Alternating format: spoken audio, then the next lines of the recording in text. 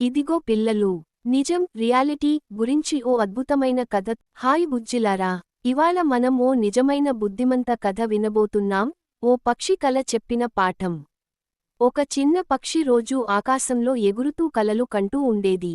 పక్షి, ఓహ్, ఒకరోజు నేను ప్రపంచాన్ని చుట్టేస్తాను. అలా కలలు కంటూ ఉండగానే ఓ పెద్ద గాలి తుఫాను వచ్చింది. పక్షి కొండవైపు ఊడిపోయింది. రెక్కలకు గాయం అయింది.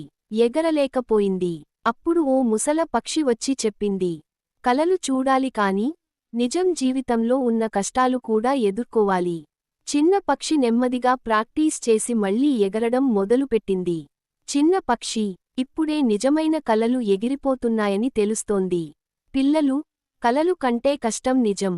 కలలు నిజం కావాలంటే ఈ కథ పిల్లలకు కలలు, కష్టం, నిజ జీవితం మధ్య తేడా అర్థం చేసుకునేలా సహాయపడుతుంది.